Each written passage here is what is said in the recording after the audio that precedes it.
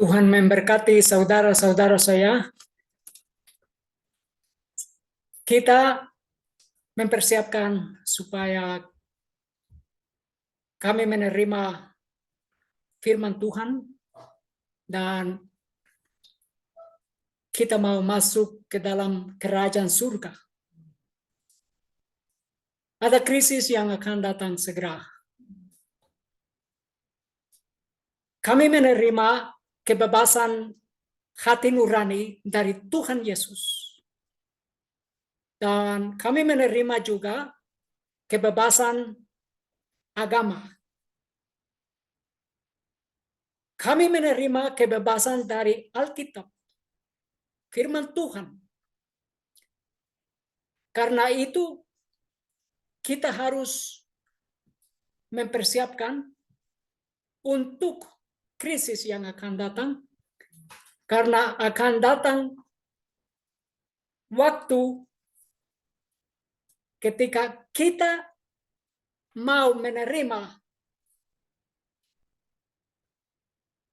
persiapkan, tapi banyak orang akan datang ke dalam waktu mereka tidak ada minyak di dalam hati mereka. Minyak itu artinya firman Tuhan. Mari kita berdoa. Bapa di surga, kami datang ke depan Bapa supaya kami menerima Roh Kudus dan firman Tuhan. Terima kasih Bapa untuk firman yang jelas dan terima kasih untuk mempersiapkan kami supaya kita menjadi siap untuk kedatangan Tuhan Yesus dan menerima firman Tuhan juga. Di dalam nama Tuhan Yesus kami berdoa. Amin. Di dalam buku Amos 8 ayat 11 kami baca. Mari kita baca. Ketahuilah waktu itu tiba, firman Tuhan Yahweh, bahwa aku akan mengirim kelaparan ke atas negeri ini. Bukan kelaparan akan makanan dan bukan kehausan akan air, tetapi kelaparan mendengarkan firman Yahweh, firman Tuhan. Dan mereka akan berkelana dari laut ke laut dan dari utara bahkan sampai ke timur. Mereka akan mengembara untuk mencari firman Yahweh dan mereka tidak akan menemukannya. Waktu untuk mempersiapkan untuk krisis yang akan datang, waktu itu adalah sekarang ini. Kita harus menerima firman Tuhan, malaikat yang ketiga, kebenaran yang kekal, menerima Tuhan Yesus. Dan kita harus mempersiapkan untuk krisis yang akan datang. Karena seluruh dunia sudah bersatu, agama-agama dan pemerintah-pemerintah mempersatukan bersama mereka, dan kebenaran akan dihempuskan, kebenaran akan dilarang, dan banyak orang akan datang ke dalam waktu krisis besar itu kurang siap. Di dalam Kemenangan Akhir halaman 6 622 kita baca, kejahatan politik menghancurkan cinta kepada keadilan dan penghormatan kepada kebenaran. Bahkan di Amerika yang bebas, para penguasa dan para pembuat undang-undang untuk mendapatkan perkenanan umum akan tunduk kepada kebutuhan populer akan suatu undang-undang yang memaksakan pemeliharaan hari Minggu. Ini krisis hari Minggu. Kebebasan hati nurani yang telah menelan begitu banyak korban tidak lagi akan dihargai di dalam negara Amerika dan di seluruh dunia. Orang Kristen yang mau menurut firman Tuhan, perintah-perintah firman Tuhan, mereka akan dianiaya.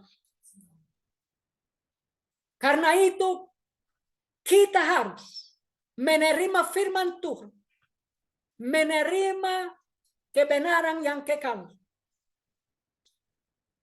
Di sini kita baca Paus Fransiskus, waktunya telah tiba untuk bangkit dari fundamentalisme yang menggotori dan merusak setiap kredo. Karena mereka mau seluruh dunia dan semua agama-agama bersatu. Karena itu mereka mau melarang seluruh pikiran-pikiran yang datang melawan rencana dunia ini. Dan kebebasan hati nurani akan dilarang.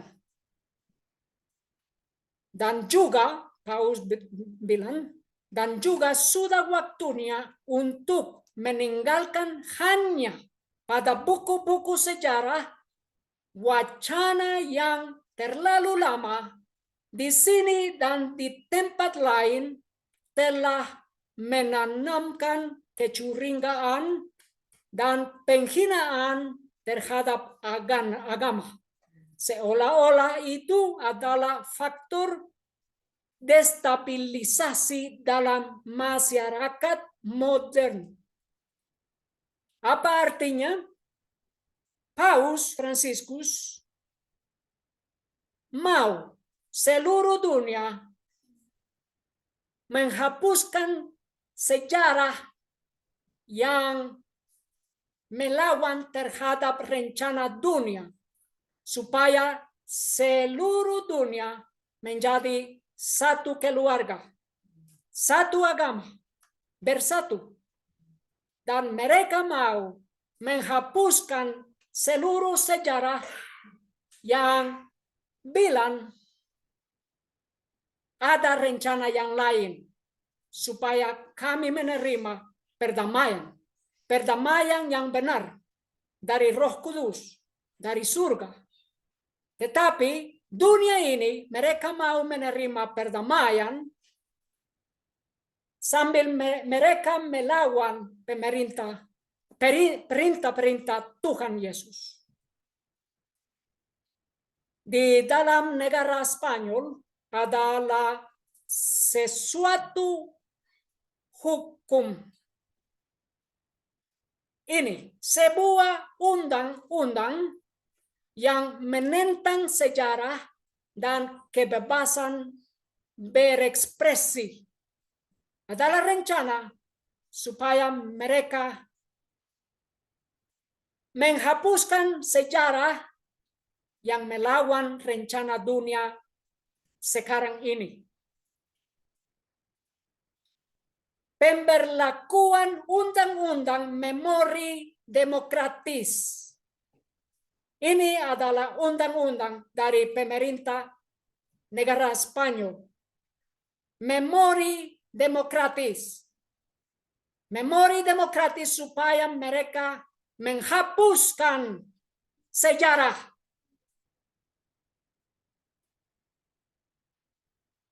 Pemberlakuan undang-undang memori demokratis menggadaikan penggunaan proyek ideologis pada masyarakat Spanyol berdasarkan visi sejarah yang resmi dan wajib, dan pada pembatasan kebebasan dasar berekspresi dan akademisi. Ada banyak aspek dari undang-undang ini yang membuat kemunduran bagi demokrasi. Ini undang-undang itu akhiri lembah kejatuhan dengan hukum memori demokratis. Mulai sekarang akan disebut lembah Cuelgamurus, gantungan dinding, bukan memori, bukan lembah kejatuhan, karena kata itu sangat keras untuk perdamaian dunia. Tetapi mereka mau menghapuskan dari otak dari semua orang menghapuskan sejarah. Slava Galan, orang ini, orang Spanyol, mengatakan mereka ingin, pemerintah Spanyol, mereka ingin kita melupakan Spanyol sebelum 1812 tahun. Seolah-olah kita malu. Itu gila, katanya. Pertanyaan, akankah hari itu datang ke Spanyol untuk meminta pengampunan untuk yang direkonsiliasi? Jawab, ini adalah hal yang paling absurd di dunia. Para raja sudah jelas. Ini, negara ini, Spanyol ini, milik kita. Mereka telah mengambilnya dari kami. Itu omong kosong yang terjadi padanya dari waktu ke waktu ke Paus Fransiskus. Ini yang jelas. Di sini adalah dua buku, Kemenangan Akhir dan Harapan Besar, di dalam bahasa Spanyol dan di dalam bahasa Inggris.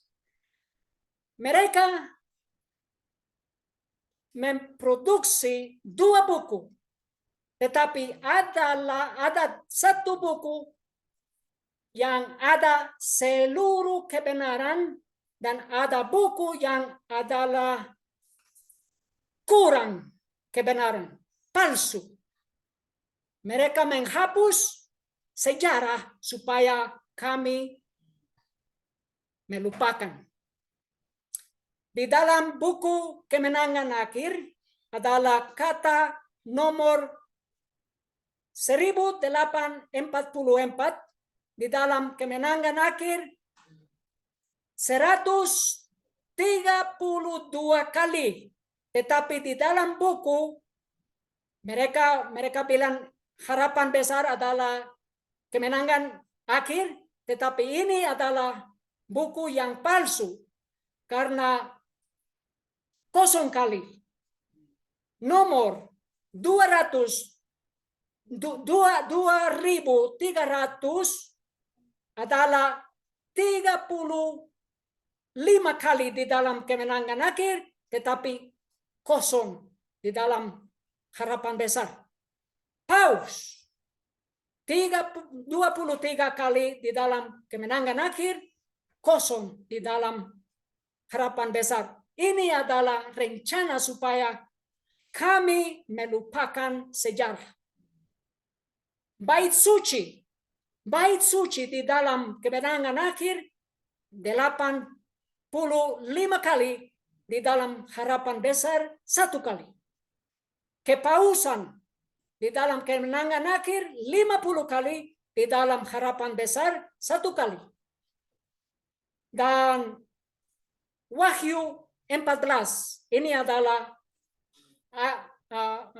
pasal yang adalah malaikat yang ketiga, pesan malaikat yang ketiga. 37 kali di dalam buku kemenangan akhir, tetapi di dalam buku kemenangan akhir yang baru, harapan besar, 2 kali aja. Ini rencana globalis, rencana untuk supaya kita melupakan sejarah. Kita melupakan sejarah.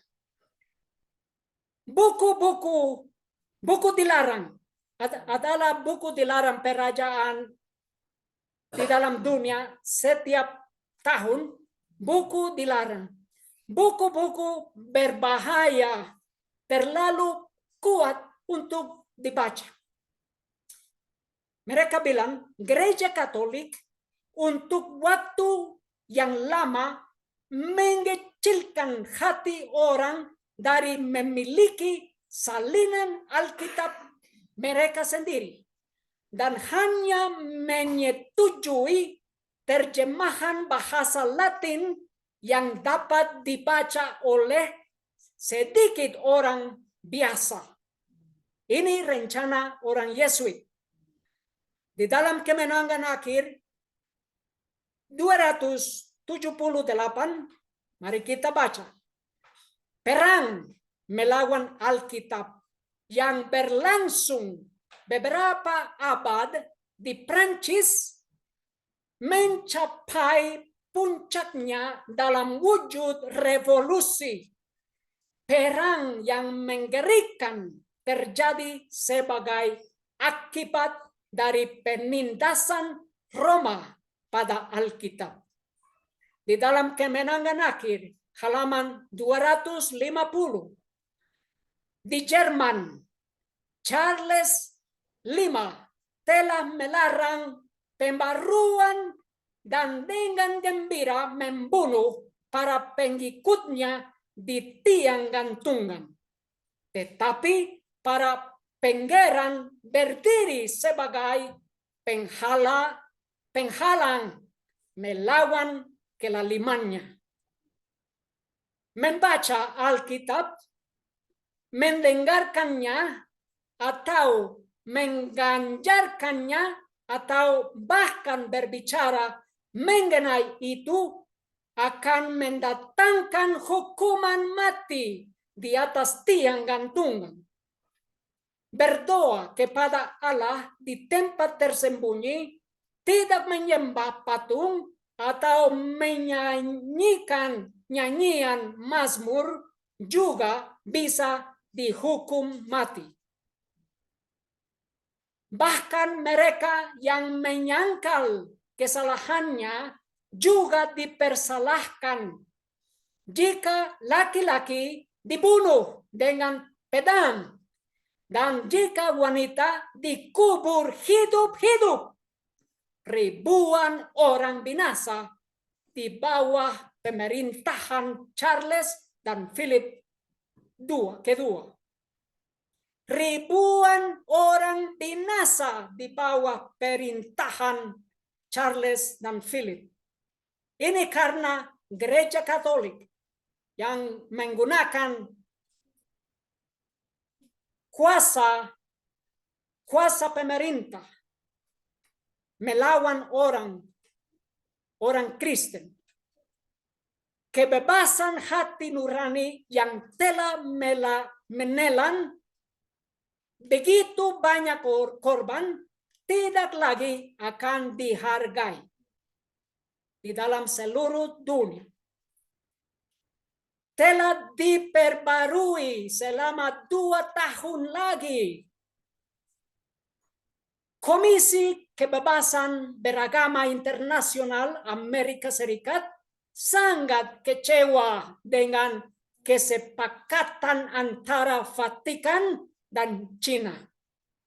Apa artinya? Negara Cina adalah negara yang menghapuskan banyak sejarah supaya orang-orang melupakan sejarah yang sudah lalu.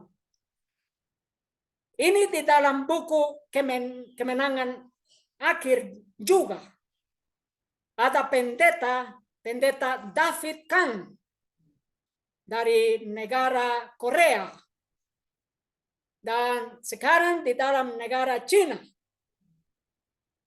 Sabotase Jesuit dari buku Nyonya Ellen White di negara Cina, Pastor David Kang, adalah video di dalam YouTube. Pendeta David Kang mengatakan, dalam kemenangan akhir yang palsu, ini kemenangan akhir yang palsu, bahasa Cina, ada tertulis sementara reformasi sedang tempa Katolik Roma mendirikan kelompok yang luar biasa bernama Yesuit. Luar biasa. Mereka sangat baik. Di evangelisme ini palsu. Sementara para reformis pergi ke berbagai negara mengajar tentang Kristus dan Alkitab. Orang Jesuit yang baik di dalam buku Kemenangan Akhir bahasa Cina, dan mereka menuliskan di dalam buku buku palsu ini, mereka bahkan tidak dapat mengikuti dasar-dasar pekerjaan Jesuit yang luar biasa. Orang Kristen menginjilkan, mereka bilang, tetapi orang Jesuit menginjilkan lebih baik daripada orang Kristen. Ini di dalam buku palsu. Di dalam Kemenangan Akhir yang benar, halaman 243, ada yang tertulis. Pada waktu ini, Ordo Jesuit dibentuk. Pembela-pembela kepausan yang paling kejam dan bertindak semuanya dan sangat berkuasa. Tidak ada kejahatan, ini Ordo Jesuit, tidak ada kejahatan yang terlalu besar untuk mereka lakukan. Tidak ada penipuan yang terlalu keji merendahkan martabat untuk dilaksanakan. Dan tidak ada penyamaran yang terlalu sukar untuk dikerjakan. Dan kenapa mereka datang bersama? Kedutaan Besar Amerika Serikat untuk Tahta Suci, ini Vatikan, kepausan, dan berdiri bersatu untuk membela kebebasan beragama internasional. Apa artinya? Di dalam Kemenangan Akhir, halaman 209, melindungi kebebasan hati nurani adalah tugas negara bagian. Dan inilah batas wewenang dalam masalah agama. Ini batas. Setiap pemerintah yang berusaha mengatur atau memaksakan pemeliharaan agama dengan wewenangnya berarti mengorbankan prinsip yang diperjuangkan oleh penginjil Kristen dengan gigih. Banyak orang Kristen yang mati karena mereka mau menerima prinsip supaya mereka menerima prinsip kebebasan hati nurani. Di sini, paus agama harus dimurnikan dari ekstremisme pembenaran diri. Sudah waktunya, katanya, untuk menyadari bahwa fundamentalisme menajiskan dan merusak setiap kepercayaan. Saudara-saudara, kita harus menerima yang tertulis di dalam firman Tuhan. Tidak boleh berhenti video di tempat ini. Harus menerima firman Tuhan. Dan saya minta supaya saudara-saudara menerima firman Tuhan. Mendengar suara Tuhan dan menjadi siap untuk krisis yang akan datang. Karena mereka di dunia ini akan menghapus sejarah, menghapus kebenaran yang kekal, dan menghapus setiap prinsip di dalam Alkitab supaya orang Kristen kurang siap untuk krisis hari Minggu. Ada berita di sini. Di dalam Polandia negara Katolik, sebuah RUU diujukan di Polandia untuk memenjarakan siapa saja yang menghina atau mengolok-olok keyakinan agama. Kenapa? Karena mereka mau menghapuskan pesan malaikat yang ketiga dan kebenaran di dalam Alkitab. Supaya mereka menjadi satu keluarga, satu agama di dunia ini. Dan mereka akan menganiaya siapapun yang berkhotbah di dalam Alkitab kebenaran yang kekal. Siapapun yang berkhotbah melawan rencana setan di dunia ini. Siapapun yang secara terbuka menghina atau mengolok-olok gereja,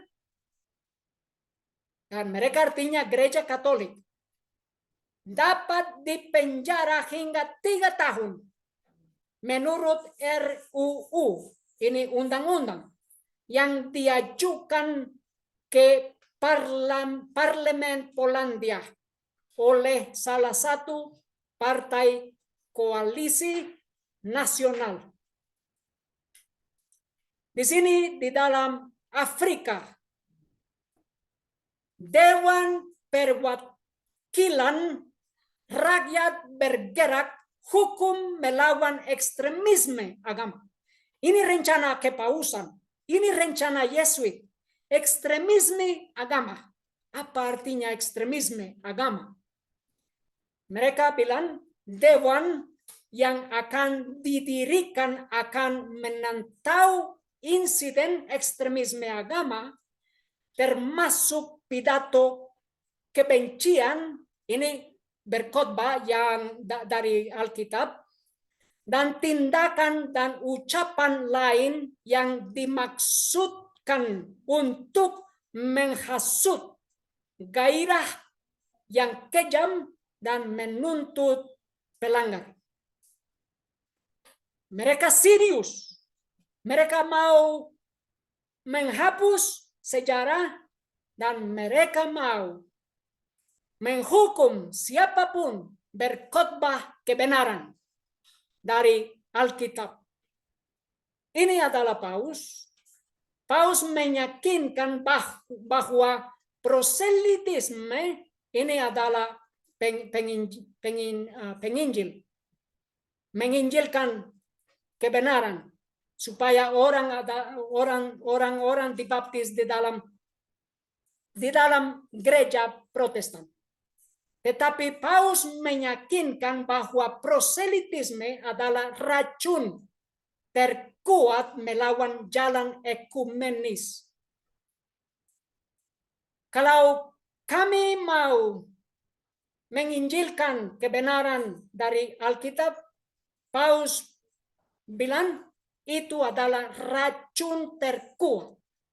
Racun terkuat. Ini adalah ekstremisme dari Paus. Ini adalah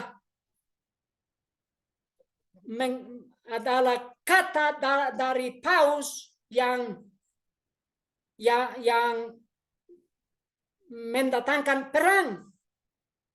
Di dalam buku Matius, Tuhan Yesus mengatakan 28 ayat 19, oleh karena itu dengan pergi, muridkanlah semua bangsa dengan membaptiskan mereka ke dalam nama Bapa dan Putra Tuhan Yesus dan Roh Kudus.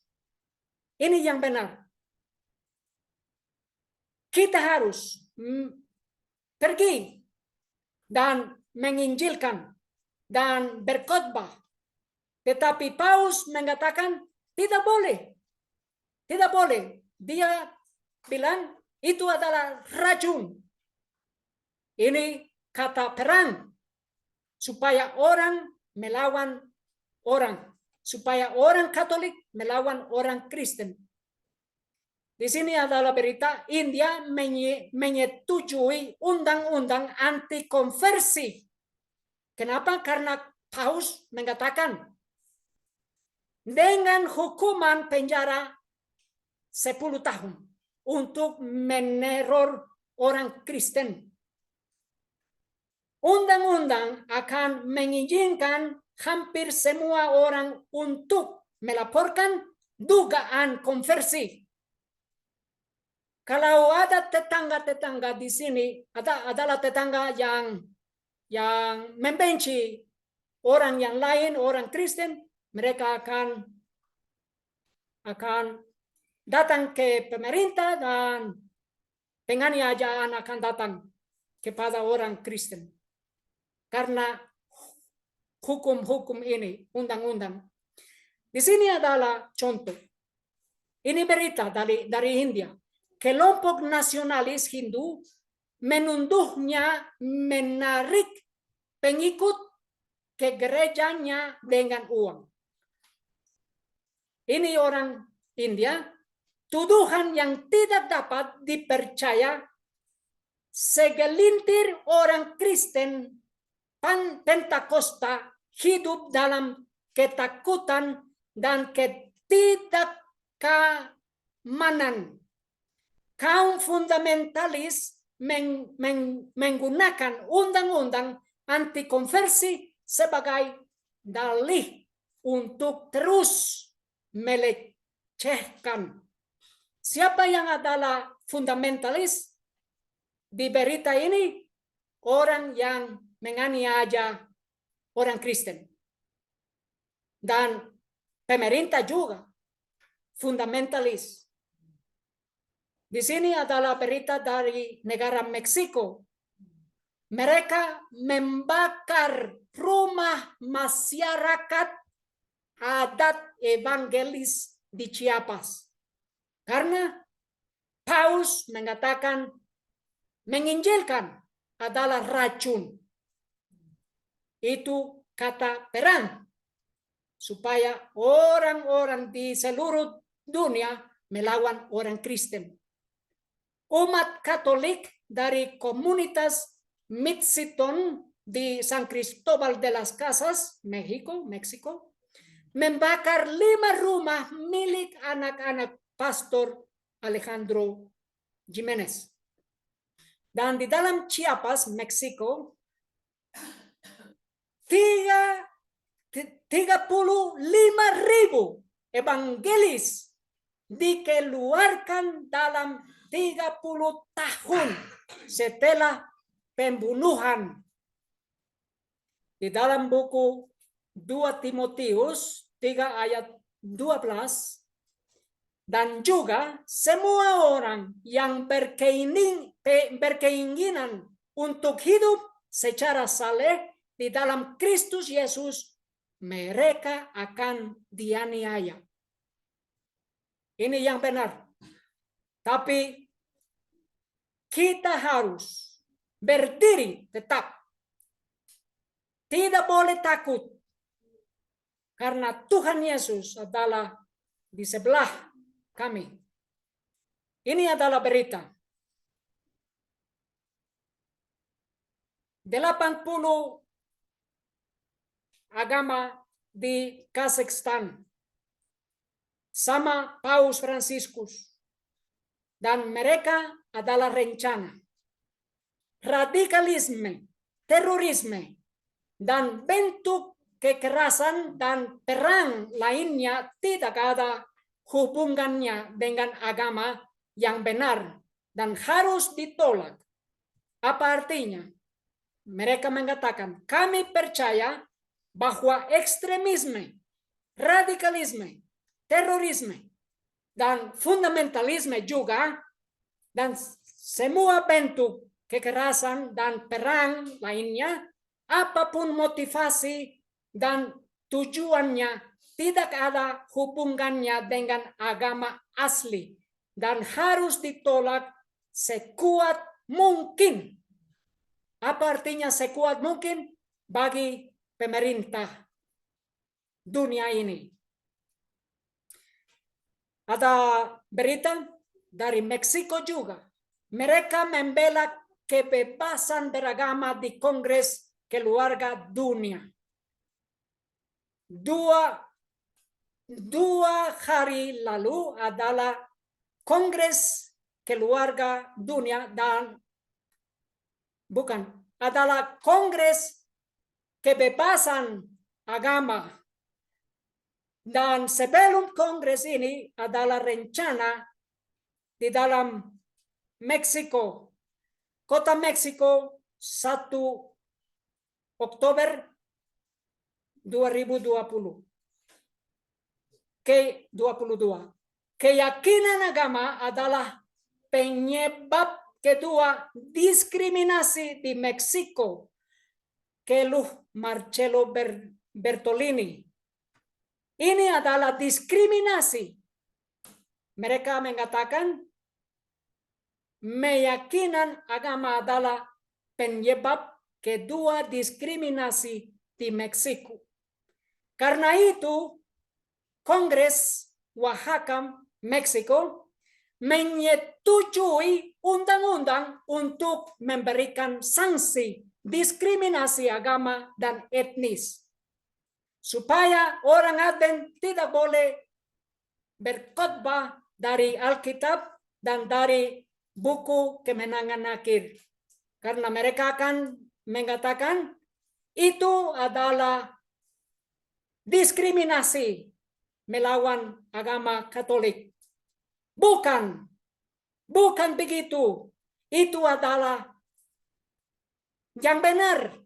Karena di dunia ini adalah rencana setan supaya seluruh dunia menyembah pada hari Minggu melawan perintah-perintah Tuhan Yesus.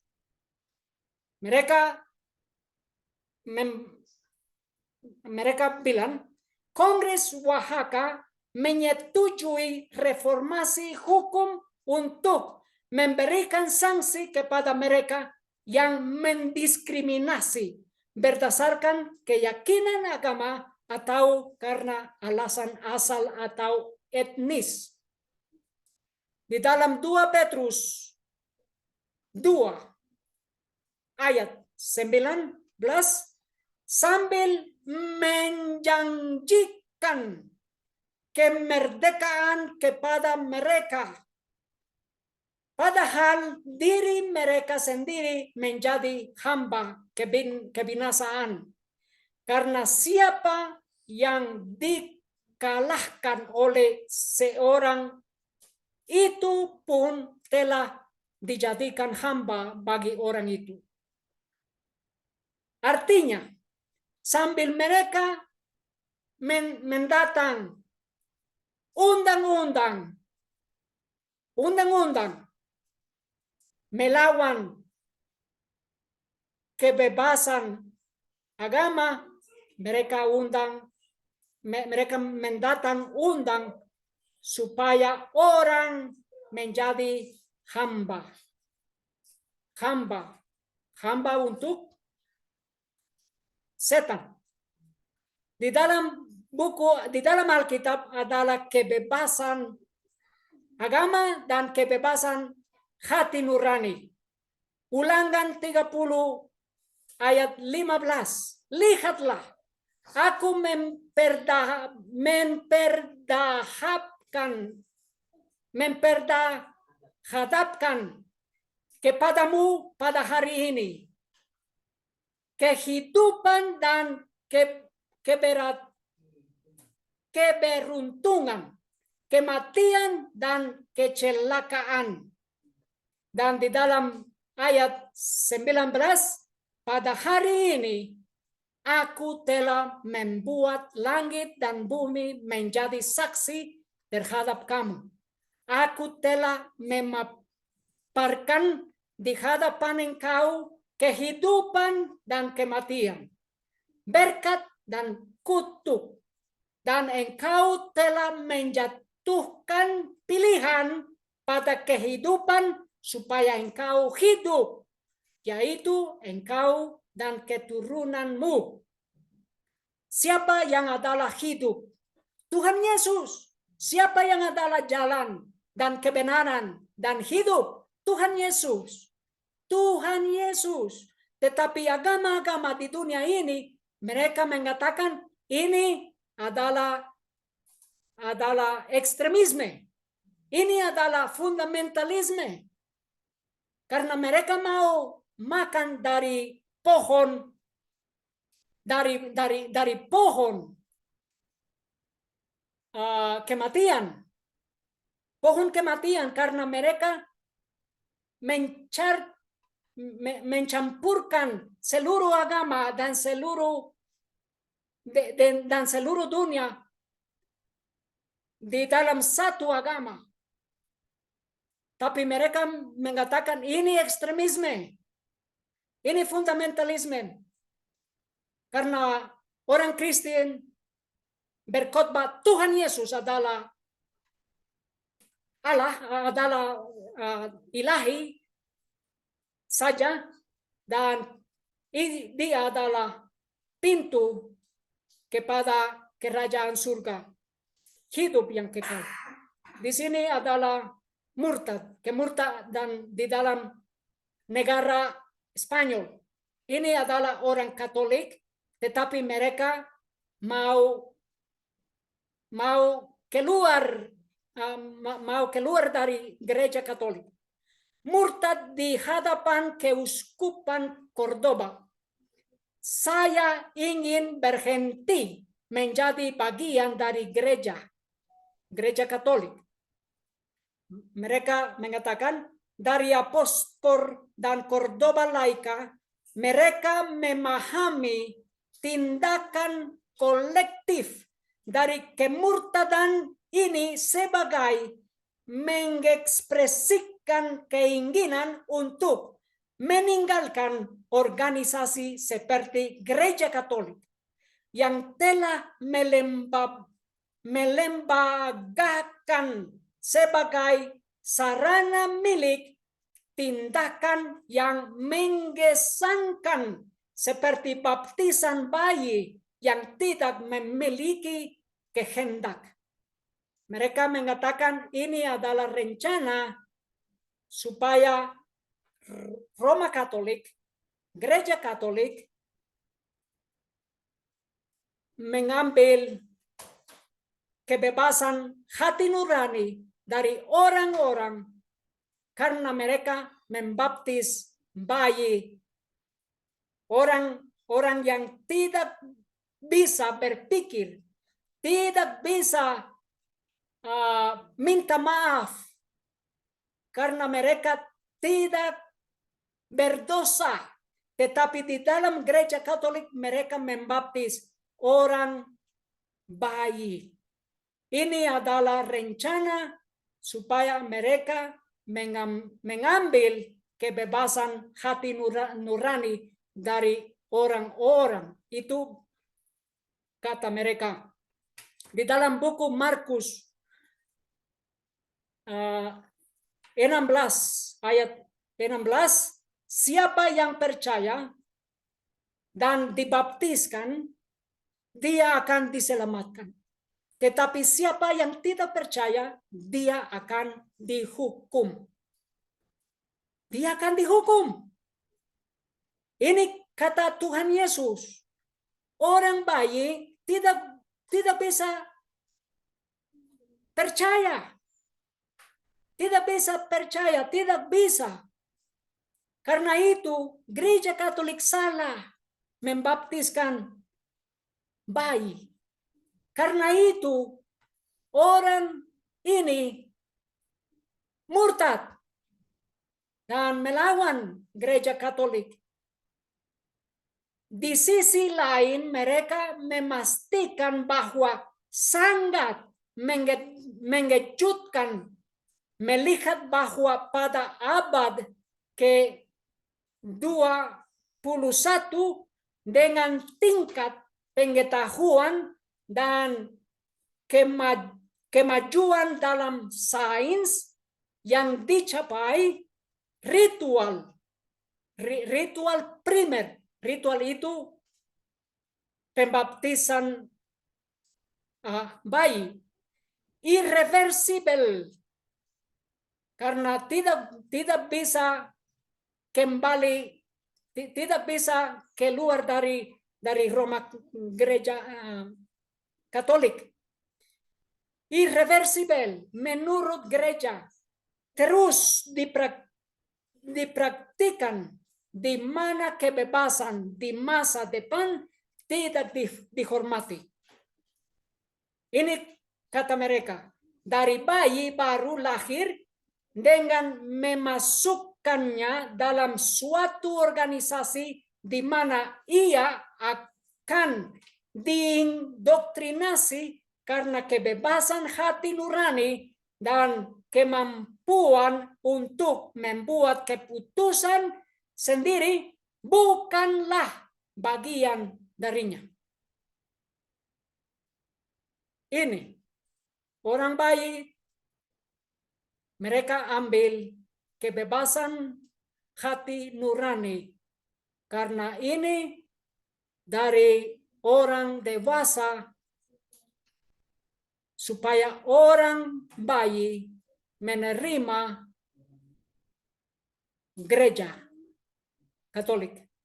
Di dalam buku Markus 6 ayat 12, dan setelah keluar mereka berkhotbah agar orang-orang bertobat. Orang ini tidak boleh, tidak bisa bertobat karena dia belum berdosa, belum berpikir.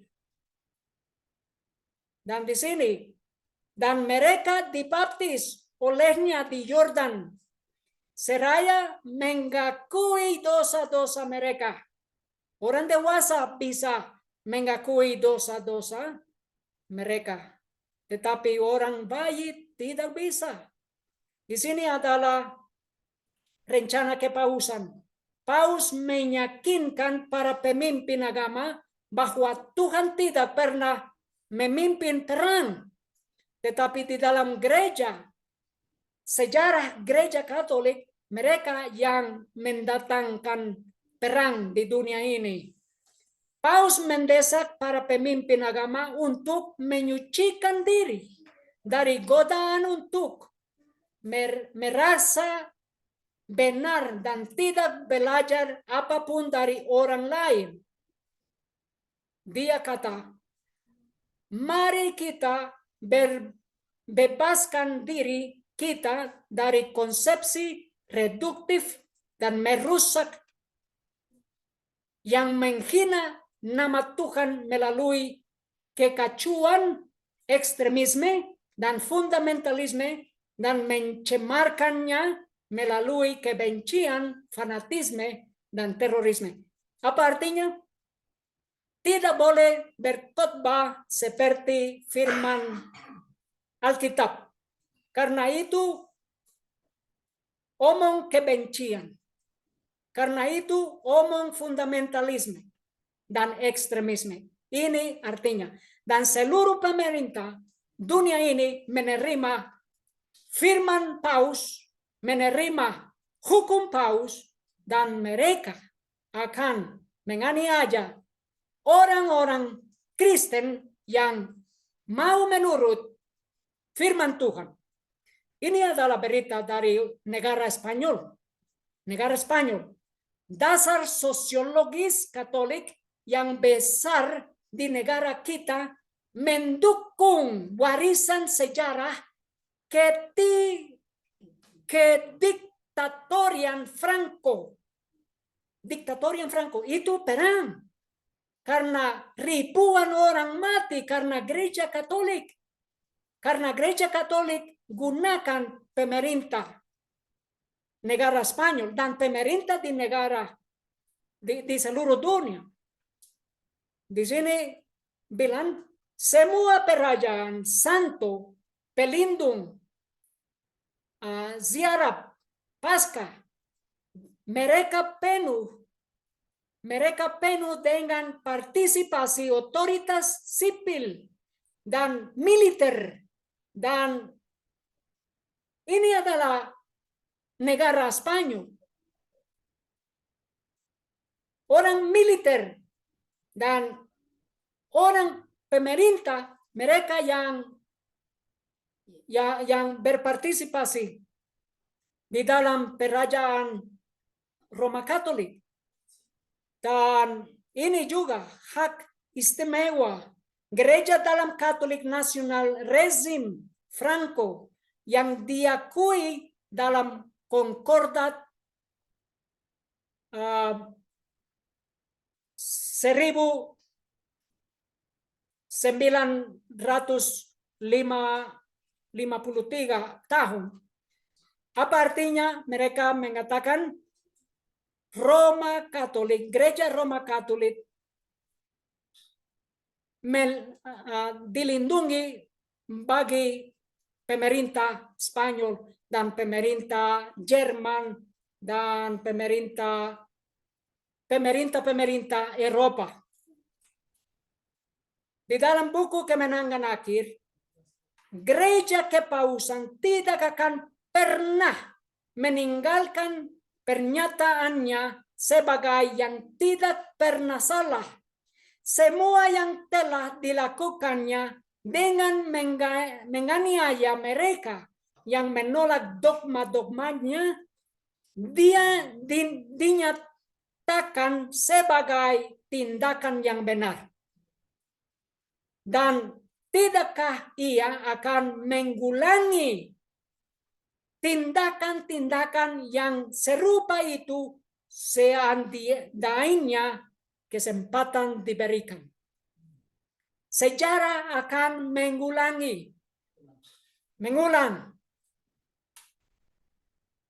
Sejarah akan mengulang. Kepausan akan menganiaya semua orang Kristen yang berkhotbah dari buku Alkitab. Seandainya segala pembatasan yang diberlakukan oleh pemerintah dicabut, dan Roma dikembalikan kepada kekuasaannya yang semula, maka akan segera bangkit kembali kelaliman dan penganiayaannya. Ini adalah pemerintah negara Guatemala. Kebebasan beragama, 36 konstitusi tidak cukup untuk diamatei Presiden negara Guatemala, dan ia ingin hukum. Ingin hukum. Apa hukum itu? Kebebasan agama, tetapi kebebasan agama supaya mereka melarang khotbah ekstremisme. Itu artinya. Ini negara Argentina. Pemerintah berusaha untuk mempromosikan hukum melawan kebencian untuk menekan politisi dan media. Ini artinya untuk menekan kebebasan hati nurani, untuk menekan firman Tuhan. Di dalam Mazmur 94 ayat 20. Ini dalam Alkitab Inggris, bahasa Inggris, King James Version.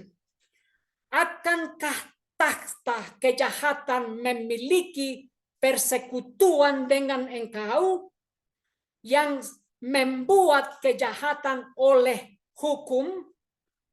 Apa kejahatan oleh hukum? Itu hukum hari Minggu. Seruan damai. Paus Fransiskus memimpin doa di Koloseum. Apa tempat Koloseum? Tempat Koloseum adalah tempat penganiayaan. Adalah tempat untuk kematian orang Kristen. Dan mereka merayakan rencana ekumenis sama Yahudi dan Muslim dan Kristen, seluruh agama, semua agama datang ke depan Paus Fransiskus di dalam tempat Koloseum. Apa tempat Koloseum itu? Orang Kristen, ini Kemenangan Akhir halaman 41. Orang Kristen, mereka dituduh sebagai pemberontak yang melawan kerajaan, sebagai musuh agama, dan sebagai wabah bagi masyarakat. Banyak yang dilemparkan kepada binatang buas atau dibakar hidup-hidup di amfiteater di dalam Koloseum ini. Sebagian disalibkan, yang lain dibungkus dengan kulit binatang liar dan dilemparkan ke arena Koloseum, arena untuk dicabik oleh anjing-anjing ganas.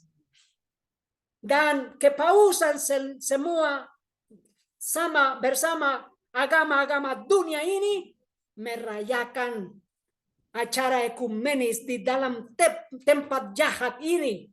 Ribuan orang Kristen mati karena mereka menurut Tuhan Yesus dan menurut firman Tuhan. Di sini adalah perdamaian dunia terluka. Apa artinya? Siapa yang menerima luka kematian? Kepausan. Bagi siapa? Negara Prancis. Dan luka itu sudah hampir hidup kembali. Di sini adalah Paus Fransiskus di dalam Koloseum itu. Dan siapa yang datang kepada Koloseum ini? Banyak pemimpin agama di dunia ini dan banyak presiden-presiden pemerintah dunia ini. Siapa yang datang juga? Presiden Prancis Emmanuel Macron dan Presiden Italia Sergio Mattarella. Apa artinya? Siapa yang memberi? Siapa yang memberi luka kepada kepausan? Negara Prancis. Siapa yang memberi pemerintahan kepada kepausan? Negara Italia. Dan kepausan mau seluruh Eropa datang kembali seperti satu agama dalam kepausan. Itu artinya luka sudah sembuh.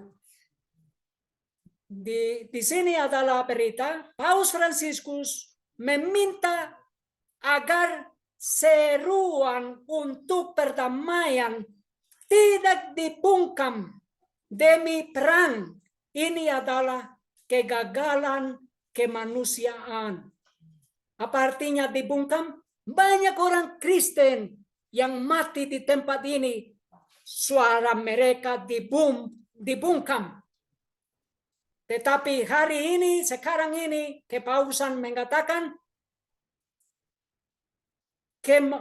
perdamaian harus tidak boleh dibungkam. Di dalam Yakobus, buku Yakobus 2 pasal 12, berbicaralah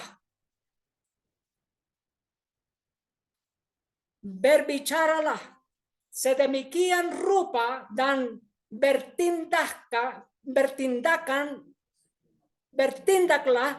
sedemikian rupa seperti orang yang akan segera dihakimi oleh Taurat pembebasan. Bagi perintah-perintah Tuhan Yesus, Tuhan akan menghakimi dunia ini karena ada kekerasan melawan Tuhan Yesus terhadap umum Tuhan Yesus juga. Di dalam buku Wahyu 22 ayat 18. Sebab aku bersaksi bersama setiap orang yang mendengarkan perkataan-perkataan nubuat kitab ini.